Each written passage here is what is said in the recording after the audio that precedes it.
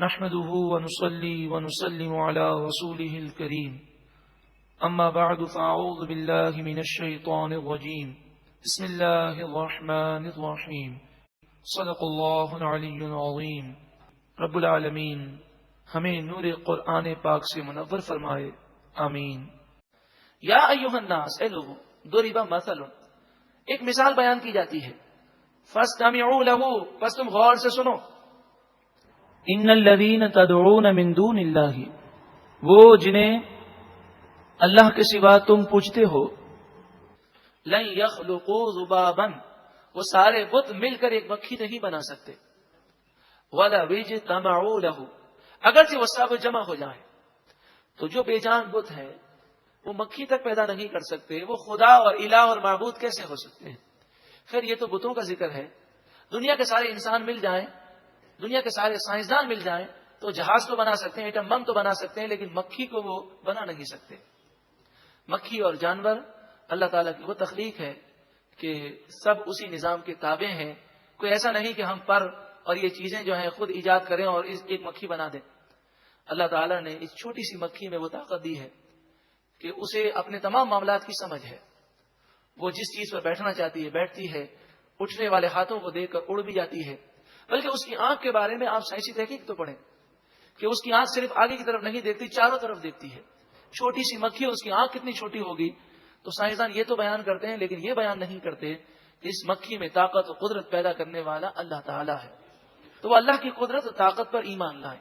وَإِن يَسْلُبْهُمُ الذُّبَابُ شَيْئًا، اگر مکھی ان بتوں سے کسی چیز کو چھین لے، وہ مٹھائی اور اس طرح کی چیزیں بتوں کے منہ پر ملا کرتے تھے، پھر ان کے منہ پر مکھیاں بیٹھ جاتی ہیں، تو مکھی اگر کوئی ذرہ لے کر جائے، لا يستنقذوه منه، یہ بت اس ذرے کو واپس نہیں لے سکتے۔ ضعف الطالب والمطلوب، طالب اور مطلوب دونوں بڑے کمزور ہیں۔ یعنی طالب سے مراد بت پرست ہے، مشرک ہے، اور مطلوب سے مراد بت ہے۔ تو یہ بت بھی کچھ نہیں کر سکتا، بے جان پتھر ہے، اور یہ پجاری جو ہیں یہ بھی پوجا کر کے اپنے آپ کو جہنم میں ڈال رہے ہیں۔ ما قدر اللہ حق قدری، انہوں نے اللہ کے مقام اور اللہ کی شان کو نہ سمجھا، اللہ کی قدر نہ جانی جیسے کہ انہیں جاننی چاہیے۔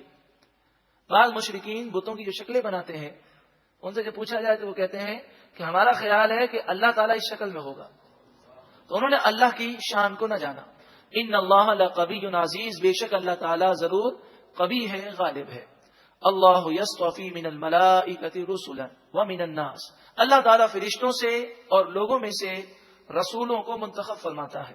اس آیت سے پتہ چلا کہ فرشتے بھی رسول ہوتے ہیں بعض، اور بعض انسان بھی رسول ہیں، اور جو فرشتے رسول ہیں وہ نبیوں تک اللہ کا پیغام پہنچاتے ہیں۔ ان اللہ سمیع بصیر، بے شک اللہ تعالیٰ سننے والا دیکھنے والا ہے۔ یعلم ما بین ایدیہم وما خلفہم، اللہ تعالیٰ آگے اور پیچھے سب کچھ جاننے والا ہے۔ وَإِلَى اللَّهِ تُرْجَعُ الْأُمُورُ، اور اللہ ہی کی طرف تمام معاملات لوٹائے جائیں گے۔ سب کچھ اللہ ہی کے اختیار میں ہے، جو وہ چاہتا ہے وہی ہوتا ہے۔ یا ایھا الذین آمنوا ارکعوا واسجدوا، اے ایمان والوں رکوع کرو، سجدہ کرو۔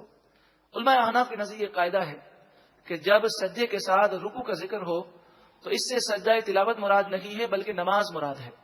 تو ہمارے نزدیک اس آیت سے مراد یہ کہ نماز پڑھو، لیکن جو شافعی مسلک سے تعلق رکھتے ہیں انہیں چاہیے کہ وہ اس آیت کریمہ کو سن کر سجدہ کریں۔ امام شافعی کے نزدیک یہ آیت سجدہ ہے۔ وَاعْبُدُوا رَبَّكُمْ، اور تم اپنے رب کی عبادت کرو۔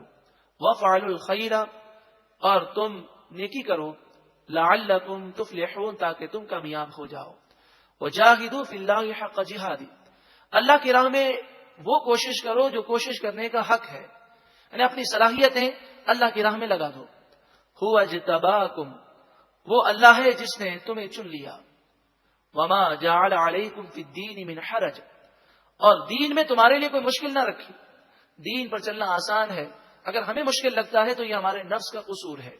ملت ابیکم ابراہیم، تمہارے والد ابراہیم کا دین۔ هو سماکم المسلمین، وہ اللہ جس نے تمہارا نام مسلم رکھا۔ مسلم کے معنی ہے اللہ کی بارگاہ میں جھکنے والا، فرما بردار۔ من قبل، اس سے پہلے بھی تم مسلم ہو، وفی ھذا، اور اس قرآن میں بھی مسلم ہو، یعنی تمام انبیاء نے اسلام ہی کی دعوت دی۔ لیکون الرسول شہیدا علیکم، تاکہ یہ رسول تم پر گواہ ہو جائیں، کل بروز قیامت یہ تمہاری گواہی دیں گے۔ وَتَكُونُوا شُهَدَاءَ عَلَى النَّاسِ، اور تم لوگوں پر گواہ بنا دیے جاؤ گے، تم لوگوں پر گواہ بنو گے۔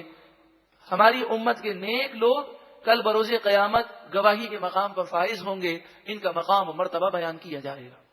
فَأَقِيمُوا الصَّلَاةَ، آخر میں فرمایا نماز قائم رکھو، وَآتُوا الزَّكَاةَ، زکوٰۃ ادا کرو، وَاعْتَصِمُوا بِاللَّهِ، اور اللہ کے دین کو مضبوط تھام کے رکھو۔ هُوَ مَوْلَاكُمْ، وہ اللہ تمہارا مددگار ہے، مولا ہے۔ فَنِعْمَ الْمَوْلَا، بس وہی سب سے اچھا مولا ہے۔ وَنِعْمَ النَّصِيرُ، اور وہی سب سے اچھا مددگار ہے۔